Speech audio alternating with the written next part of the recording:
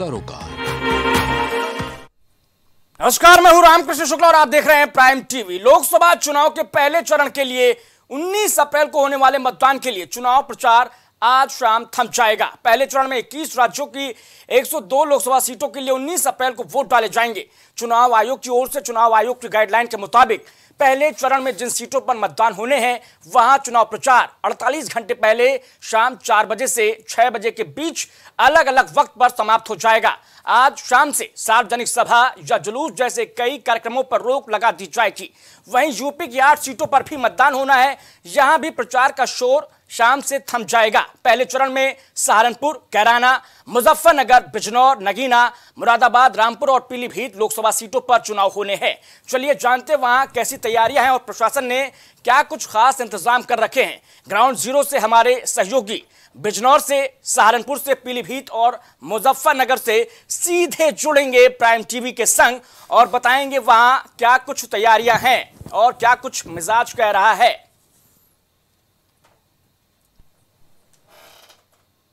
तो देखिए, जहां जहां चुनाव है वहां वहां रिपोर्टर हमारे मौजूद हैं और पहले चरण के घमासान को लेकर पूरी तरीके से प्राइम टीवी की टीम मुस्तैद है। 102 लोकसभा सीटों पर पहले चरण में मतदान होंगे देश भर में, जिनमें 8 सीटें उत्तर प्रदेश की हैं, जहां 19 अप्रैल को वोट डाले जाएंगे। उससे पहले अब से कुछ देर में हमारे साथ 4 जिलों के हमारे सहयोगी हमारे साथ लाइव जुड़ेंगे।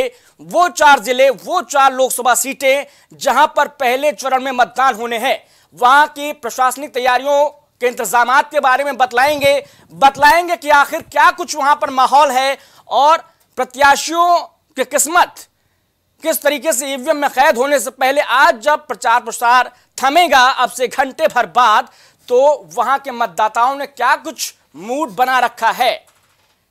देखिए, बहुत शोर शराबा हुआ, बहुत हल्ला हंगामा हुआ, बहुत ज्यादा प्रचार प्रसार का दौर चला और लंबे वक्त तक चला। करीब 2 महीने 1.5 महीने के मशक्कत के बाद आखिरकार अब जो लड़ाई है वो बयानबाजी से इतर अब जमीन पर होने को आई है, क्योंकि अब दावों की बात हो चुकी, वादों की बात हो चुकी, अब बात जमीन पर होगी और बतलाएगा वोटर कि दरअसल उसे किसके वादे और दावे पर यकीन है और उस यकीन को वो पोलिंग बूथ पर पहुंचकर अपने वोट के जरिए दर्ज कराएगा, अपनी मौजूदगी भी और अपना फैसला भी कि दरअसल वो किसके पक्ष में वोट डालेगा और किसकी बात पर उसे है एतबार। तो वो 4 जिले, 8 में से वो 4 सीटें, 4 जिले जहां पर हमारे रिपोर्टर अब से कुछ देर में जुड़ेंगे और बतलाएंगे वहां पर मिजाज और मूड और साथ ही साथ प्रशासनिक इंतजामात। थमेगा चुनावी प्रचार का शोर अब से घंटे भर बाद, क्योंकि 19 अप्रैल को सबसे बड़ा जो ये चुनाव है, सबसे बड़ा जो लोकतंत्र है, उसके पहले चरण के चुनाव होने हैं, वोट डाले जाने हैं। उससे पहले अब से घंटे भर बाद प्रचार का शोर थम जाएगा। तो ये है हाल उन 8 लोकसभा सीटों पर जहां अब से घंटे भर बाद प्रचार थम जाएगा। और साथ ही साथ देखिए, तमाम प्रत्याशियों ने अपने किस्मत आजमाने के लिए तमाम वादे दावे जनता से किए हैं, लेकिन अब वक्त है कि उस दावे को, वादे को परखा जाए। और परखेगा कौन? परखेंगे वोटर, वो जनता जनार्दन। जी हां, जिसकी चौखट पर जाकर प्रत्याशी हाथ जोड़ते हैं, पैर पड़ते हैं और हर तरीके से उन्हें कस्में वादे भी देते हैं कि भाई एक बार चुनाव जिता दो, उसके बाद 5 साल हम आपकी रखवाली, आपका विकास हर तरीके से कर जाएंगे। लेकिन दरअसल जनता किसके हित में, किसके पक्ष में और किसके दावों और वादों पर एतबार करती है, भरोसा जाहिर करती है, ये देखना अहम होगा। तो ग्राउंड जीरो से पूरी अपडेट आपको हम बतला रहे हैं। प्राइम टीवी पर सबसे तेज ये कवरेज हम आपको दिखाएंगे भी 19 अप्रैल को सुबह 7 बजे से लगातार। ये जानकारी मैं आपको इसलिए दे रहा हूं ताकि आपको ये जानकारी रहे कि प्राइम टीवी की टीम सबसे तेज है ग्राउंड पर, जमीन पर, और 8 लोकसभा सीटों पर हमारे रिपोर्टर जो हैं वो चप्पे चप्पे पर तैनात रहेंगे। उससे पहले अब से घंटे भर बाद, चूंकि 48 घंटे पहले प्रचार प्रसार का शोर थमना होता है, इसीलिए अब से करीब 5 बजे यानी घंटे भर बाद 8 लोकसभा सीटों पर, यूपी की हम बात कर रहे हैं, यूपी की 8 लोकसभा सीटों पर प्रचार का शोर थम जाएगा। और साथ ही साथ जो प्रत्याशी अभी तक लगातार जनता के चौखट पर जा रहे थे, चुनावी सभाएं कर रहे थे, जनता उन तक पहुंच रही थी, आवाम उन तक पहुंच रही थी, वोटर उन तक पहुंच रहे थे और वो कहीं ना कहीं अपने दिल की बात वोटरों तक पहुंचाना चाह रहे थे। अब वो बात पहुंचाने का सिलसिला खत्म हो रहा है और शुरू हो रहा है जमीन पर लड़ने की वो बात। जब जमीन पर उतरेगी आवाम और दिखाएगी अपने वोट की ताकत। 8 लोकसभा सीटों पर वोट डाले जाएंगे यूपी में पहले चरण में और उन 8 सीटों में से 4 लोकसभा सीटों पर हम आपको बतलाएंगे वहां का मिजाज, वहां का माहौल, वहां का मूड और साथ ही साथ प्रशासनिक तौर पर क्या कुछ व्यवस्थाएं, क्या कुछ इंतजाम किए गए हैं। सहारनपुर है, बिजनौर है, पीलीभीत है और मुजफ्फरनगर है। ये 4 लोकसभा सीट और इन सीटों के रिपोर्टर्स हमसे जुड़ने वाले हैं। अब से कुछ ही सेकंड्स में आप लगातार प्राइम टीवी पर बने रहिए, क्योंकि अब से कुछ सेकंड्स में हम आप तक वो जानकारियां पहुंचाएंगे जो आप तक किसी भी टीवी चैनल ने नहीं पहुंचाई होगी। वो सबसे जरूरी जानकारी, वो सबसे पुख्ता अपडेट जो आप तक अब से कुछ ही देर में हम पहुंचाने वाले हैं। ये जो तस्वीर है, दरअसल ये तस्वीर अब धीरे धीरे वक्त के साथ साफ होती जा रही है, क्योंकि चुनाव का शोर अब जब घंटे भर बाद थमेगा तो देखिए बहुत सी चीजें जो हैं अब वो धरातल पर नजर आएंगी। बहुत सी चीजों में सबसे बड़ी चीज वो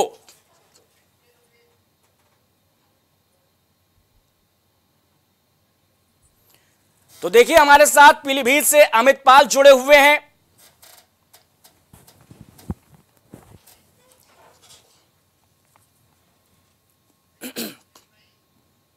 पीलीभीत से हमारे साथ अमित पाल जुड़े हुए हैं। अमित कुमार हमारे साथ मुजफ्फरनगर से हैं, हमारे संवाददाता, और जोगेंद्र हमारे साथ जुड़े हैं सहारनपुर से। तो आप सभी लोग जो हैं वो प्राइम टीवी के लिए जमीनी तौर पर जुड़े हुए हैं और जमीनी तौर पर ये जो कवरेज है लगातार प्राइम टीवी के दर्शकों तक पहुंचा भी रहे हैं। सबसे पहले शुरुआत करूंगा सहारनपुर जोगेंद्र कल्याण से। जोगेंद्र कल्याण, सहारनपुर की वो लोकसभा सीट जो कि इमरान मसूद पहली बार संसद पहुंचने के लिए कांग्रेस के टिकट पर आजमाइश करेंगे, और दूसरी तरफ राघव लखनपाल, क्योंकि यहां पर इस वजह से भी यह मुकाबला दिलचस्प है क्योंकि राघव लखनपाल के लिए शीर्ष स्तर के नेता हो या फिर प्रदेश स्तर के नेता हो, दोनों ही स्तरों पर यहां पर आजमाइश की गई, कोशिश की गई लोक लुभावन योजनाओं के जरिए भी। लेकिन अब क्या सहारनपुर का मिजाज बदलेगा क्या, क्योंकि 19 में हारी हुई सीट है यह भाजपा की। जोगेंद्र कल्याण, बीजेपी से राघव लखनपाल को, जो बसपा के फजलुर रहमान जो सांसद थे, उन्होंने 22,000 वोट के अंतर से हराया था। इमरान मसूद यहाँ पर तीसरे नंबर पर रहे थे और राघव लखनपाल को 22,000 वोट से हराया था। आज फिर वही राघव लखनपाल और फिर इमरान मसूद आमने सामने हैं। माजिद अली से बसपा को टिकट दे रहा है, बसपा से मायावती ने, और अब दोनों के बीच राघव लखनपाल जो बीजेपी के लोकसभा प्रत्याशी है, इमरान मसूद, 1 माह के अंदर राघव लखनपाल के पक्ष में मतदान के लिए मुख्यमंत्री, सूबे के मुख्यमंत्री योगी आदित्यनाथ ने 4 बार सहारनपुर का चुनावी दौरा किया है। कल रोड शो भी किया था। आज इमरान मसूद के पक्ष में प्रियंका गांधी ने आज एक विशाल रोड शो किया है, जिसमें विशाल जो रोड शो में जनसभा उभरी थी। उन्होंने वहां पर लोगों को संबोधन भी किया है, मोदी पर निशाना भी साधा है। वहीं अब देखने वाली बात होगी कि इन दोनों के बीच की लड़ाई में 4 जून के रिजल्ट के बाद आखिर किसको जनता चुनती है। हाजी फजलुर रहमान सांसद है बहुजन समाज पार्टी के मौजूदा सहारनपुर में, तो लड़ाई दरअसल में कितनी मजबूत होने वाली है और कितनी दिलचस्प होने वाली है जोगेंद्र, उसके बाद हम वापस चलेंगे पीलीभीत। जोगेंद्र जी, असल मुकाबला किसके बीच? देखिए, असल मुकाबले की बात करें तो इमरान मसूद जो गठबंधन के प्रत्याशी है सपा और कांग्रेस के, और राघव लखनपाल जो बीजेपी सांसद है वो भी एक दिग्गज नेता है। इस बार बीजेपी ने दोबारा उन पर फोकस लगाया है, इसलिए उन्हें टिकट पे देकर दोबारा मैदान में उतारा है। इमरान मसूद और जो जो उनकी बात करें हम, इमरान मसूद और राघव लखनपाल की दोनों के बीच टक्कर, दोनों के बीच आमने सामने की जबरदस्त टक्कर देखने को मिल रही है। पर वहीं लोगों की बात करें तो लोगों के सामने कई मुद्दे हैं, कहीं विकास का मुद्दा है, कहीं बेरोजगार। ठीक है, मुद्दों की बात करेंगे। हम पीलीभीत चलते हैं अमित पाल के पास। अमित पाल, 1989 के बाद यह पहला मौका जब वरुण गांधी और मेनका गांधी से इतर, गांधी परिवार से इतर कोई व्यक्ति, कोई मेंबर, कोई कैंडिडेट जो है वो बीजेपी के लिए चुनाव लड़ रहा है। जितिन प्रसाद, कैसी रहेगी लड़ाई? जी, आपको जैसे कि बता दें, अगर वरुण गांधी की बात की जाए, 40 सालों का उनका पीलीभीत में रणनीति बना हुआ है, जिसको लेकर के भाजपा के द्वारा टिकट काट दिया गया। उसको लेकर के जतिन प्रसाद की जो है बहुत ही मुसीबतें बढ़ती चली जा रही है भारतीय जनता पार्टी के द्वारा। और आपको बता दें, अगर पीलीभीत की अगर बात की जाए तो पीलीभीत में भारतीय जनता पार्टी के समर्थन में उत्तराखंड के सीएम आ चुके हैं, तीन बार मुख्यमंत्री पधार चुके हैं, एक बार प्रधानमंत्री भी आ चुके हैं, जिसके बाद में केशव प्रसाद मौर्य भी आ चुके हैं। और विपक्ष द्वारा ये भी आरोप लगाया जा रहा है कि दिल्ली से जितने सारे नेतागण हैं और जितनी सारी राजनीतियां हैं और पीलीभीत में वो भेज दी गई हैं, क्योंकि भारतीय जनता पार्टी की बार पीलीभीत से लोकसभा हारना नहीं चाहती है। और वरुण गांधी का टिकट काटने को लेकर के भारतीय जनता पार्टी इतना परेशान लग रही है, क्योंकि नेता पे नेता बुलाती चली जा रही है, क्योंकि उसको पीलीभीत से इलेक्शन जीतना है। पीलीभीत का इलेक्शन जो त्रिकोण की तरह बन गया है। यहाँ पर बसपा अपनी जीत का दावा कर रही है, सपा अपनी जीत का दावा कर रही है और बीजेपी वाला अपनी जीत का दावा कर रहे हैं। लेकिन ये जानकारी नहीं अभी तक लग पा रही है आखिर किसकी जीत हासिल हो सकेगी। और भारतीय जनता पार्टी तो अपनी जो है पूरी ताकत इलेक्शन में घुसेड़ रही है, बराबर जो है कि प्रचार प्रसार में जुटी है। वहीं आज 17 तारीख को प्रचार प्रसार बंद होने को जा रहा है, थमने को जा रहा है, लेकिन भारतीय जनता पार्टी जो है अपना कोई प्रचार प्रसार तोड़ने में नाकामयाब नहीं हो रही है। अगर वरुण गांधी की बात करें, वरुण गांधी ने अभी तक जो जितने इलेक्शन जीते हैं उन्होंने पीलीभीत में कोई भी जनसभा नहीं की थी। लेकिन भारतीय जनता पार्टी को यह भी डर सता रहा है कि अगर उन्हें बगावत की है वरुण गांधी के साथ, वरुण गांधी को मंच पर भी नहीं मौका दिया गया। अगर वरुण गांधी को मंच पे नहीं दिया तो इससे जनता भी काफी बेरुखी नजर आ रही है। इसी को लेकर के भारतीय जनता पार्टी वापस आएंगे आपके पास। ठीक है, वापस आएंगे आपके पास। चलते हैं मुजफ्फरनगर चलते हैं। हमारे साथ हमारे संवाददाता अमित कुमार जुड़े हुए हैं। अमित कुमार, मुजफ्फरनगर में गुड़ के मिठास जो है वो दुनिया भर में विख्यात है इसके लिए, लेकिन यहां वोटर किसे मुंह मीठा करा रहे इस बार? अमित कुमार। बिल्कुल, देखिए मुजफ्फरनगर की अगर बात की जाए तो पश्चिमी उत्तर प्रदेश का लीड करना है उधर।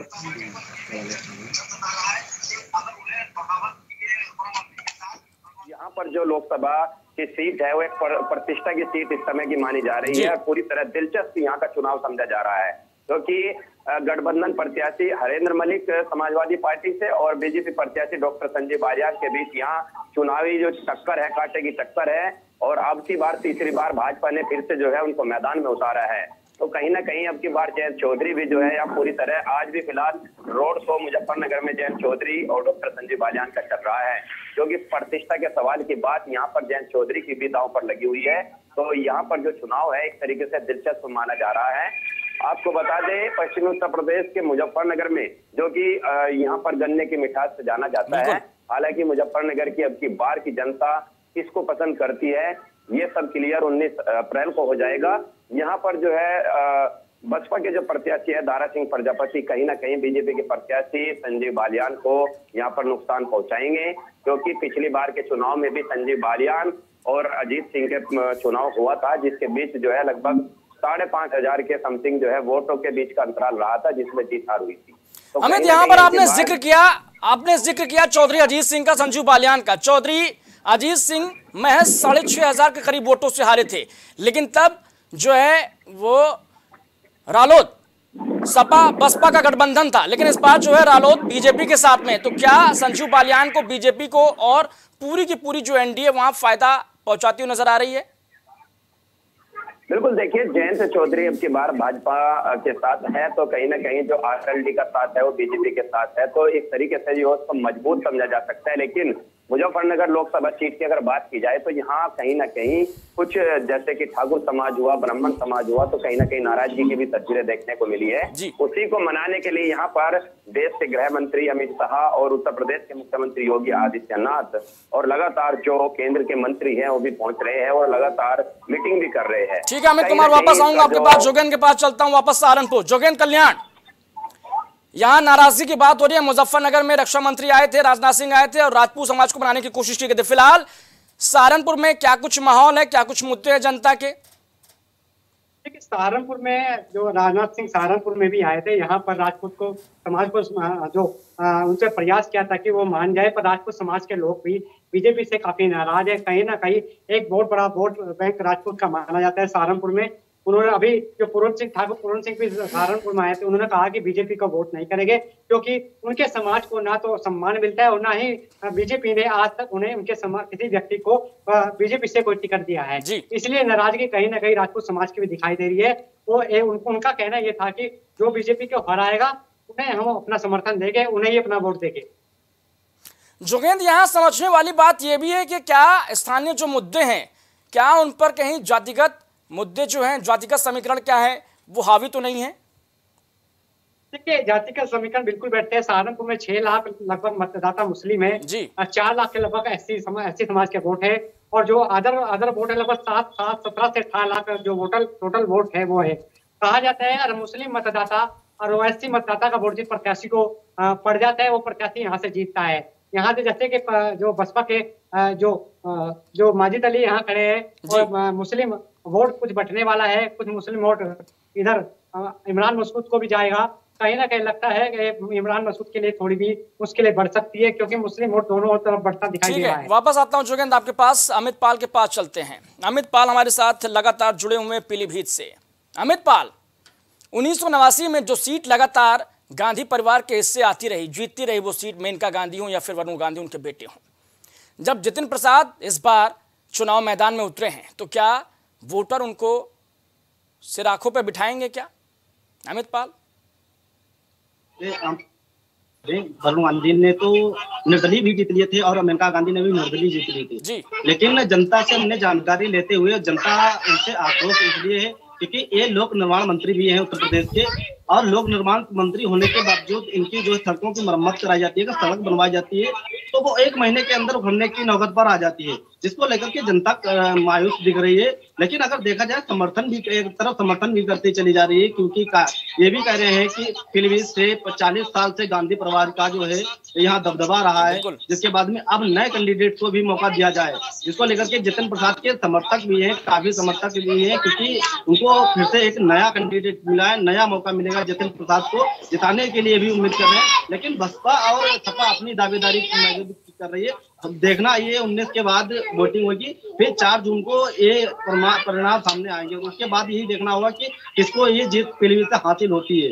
अमित, यहाँ ये भी जानना चाहूंगा, हमारे दर्शकों को बताइए कि गांधी परिवार के विकास के कामों से जनता कितनी जो है खुश है?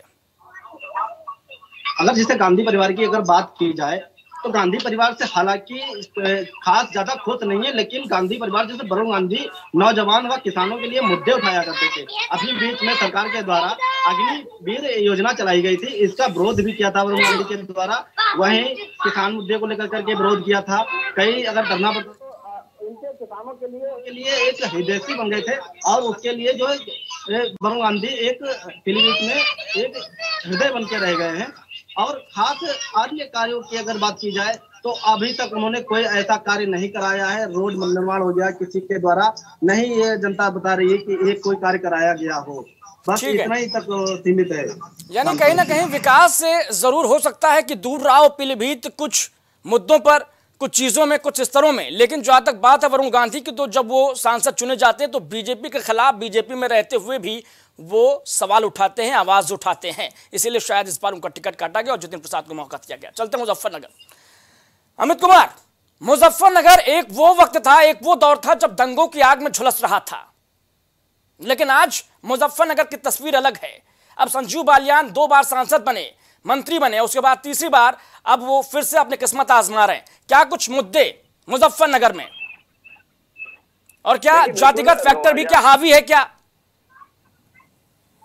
बिल्कुल, देखिए यहाँ पर साफ तौर से समझा जा सकता है, क्योंकि 2013 के दंगे के बाद जो है यहाँ की जनता पूरी तरह से दंगे के जख्मों को जो है समझ चुकी है। और अब की बार जो मुजफ्फरनगर की जनता है, लगातार 2014 के बाद जितने भी चुनाव हुए हैं, लगातार यहाँ पर बीजेपी की सरकार रही है। तो सीधा सीधा यहाँ पर समझा जा सकता है कि अब की बार यहाँ पर 2013 के दंगों का कोई माहौल नहीं देखने को मिल रहा है। और केंद्रीय मंत्री डॉक्टर संजीव बालियान ने क्षेत्र में हालांकि विकास बहुत किए हैं, काफी विकास से यहाँ की जनता खुश है। तो लेकिन यहाँ का चुनावी जो माहौल है, अब की बार सपा गठबंधन प्रत्याशी चौधरी हरेंद्र मलिक और संयुक्त प्रत्याशी रालोद और भाजपा के डॉक्टर संजीव बालियान जो मैदान में है, इनके बीच कांटे की टक्कर समझी जा रही है। क्योंकि कहीं ना कहीं एक साजिशन जो है, कुछ लोगों में नाराजगी देखने को मिली है, उसका कहीं ना कहीं कुछ खामियाजा जो है भुगतना पड़ सकता है। लेकिन ये क्लियर जो है आने वाले चुनाव और मतगणना के दौरान क्लियर हो जाएगा। क्योंकि यहाँ पर बसपा के जो प्रत्याशी है दारा सिंह नदी एक मजबूती से चुनाव लड़ रहे हैं। जो उनका बेस वोटर है वो कहीं ना कहीं उसकी तरफ जो है पूरी मजबूत पकड़ बनाए हुए हैं। तो यहाँ पर जो चुनाव का माहौल है वो पूरी तरह एक तरीके से त्रिकोणीय स्थिति में समझा जा रहा है। लेकिन फाइट जो है वो दो मैन कैंडिडेट जो है सपा गठबंधन और भाजपा के जो संयुक्त प्रत्याशी है डॉक्टर संजीव बालियान, इनके बीच में जो पूरी तरह जनता 2013 के दंगे के माहौल से कोई यहाँ फर्क पड़ने वाला नहीं है। क्योंकि पूरी तरह यहाँ जनता वापस आता हूँ आपके पास और पूरी तरह अमित कुमार वापस आऊंगा आपके पास। चलते हैं जोगेंद्र के पास। जोगेंद्र, पीएम नरेंद्र मोदी का चेहरा या फिर कैंडिडेट का चेहरा, किस चेहरे को ध्यान में रखते हुए वोटर मैदान में उतरेंगे 19 अप्रैल को? देखिए, हम अगर चेहरे की बात करें तो प्रधानमंत्री के चेहरे को लेकर ही वोट दिया जा रहा है। क्योंकि कहीं ना कहीं राघव लोखनपाल से सहारनपुर की जनता कुछ नाराज है, क्योंकि वो जनता के बीच नहीं थे पिछले कुछ सालों से। अब वो चुनाव के दौरान है तो जनता के बीच पहुंच रहे हैं। सिर्फ एक सीधा सा मानना है कि राघव लोखनपाल को वोट नहीं, सीधा प्रधानमंत्री को वोट, जो मतदाता है वोट उन्हें कर सकते हैं। जी, प्रशासनिक स्तर पर क्या कुछ इंतजाम किए गए? क्योंकि घंटे भर बाद जो है वो चुनाव प्रचार थम जाएगा पहले चरण के लिए, क्या कुछ इंतजाम? देखिए, हम जो बात करें प्रशासनिक के जो अनुसार, जो उन्होंने मतदान केंद्र बनाए 1300, पहले हम बात करें 13 कंपनियां जो उन्होंने जनपद में मिलिट्री और आरपीएफ की लगाई गई है। और साथ ही 449 मतदान केंद्र बनाए गए जो क्रिटिकल श्रेणी में है और 216 सेक्टर में सहारनपुर को बांटा गया है। ठीक है अमित पाल, क्या कुछ व्यवस्थाएं, क्या कुछ इंतजामात पीलीभीत में के ऊपर चुनाव को लेकर के तैयारियां कर ली गई है, वोटों की भी तैयारियां हो चुकी है।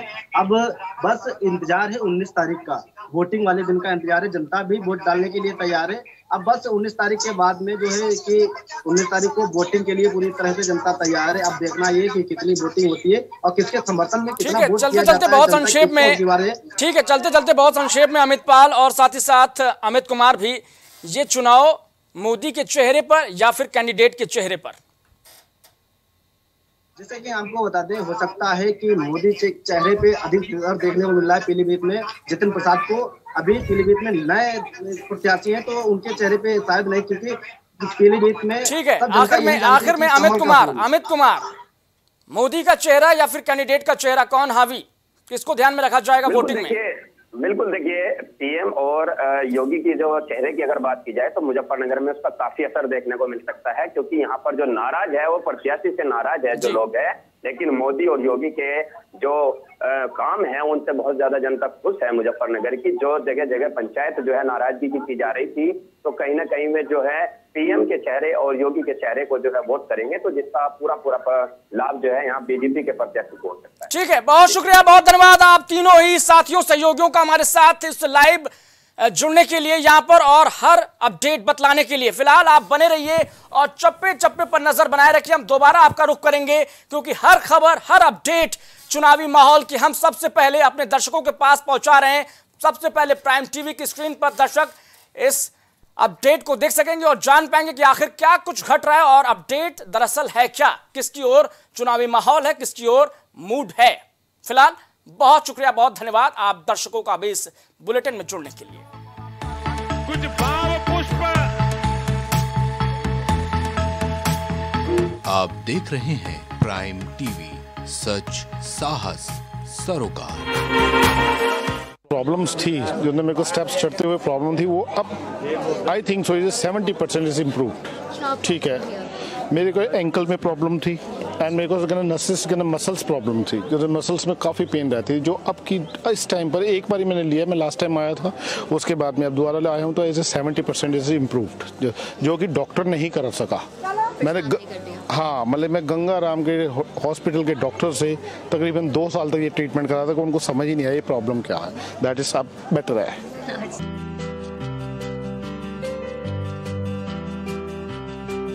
छूट नहीं पाएगी अब यूपी की कोई भी खबर।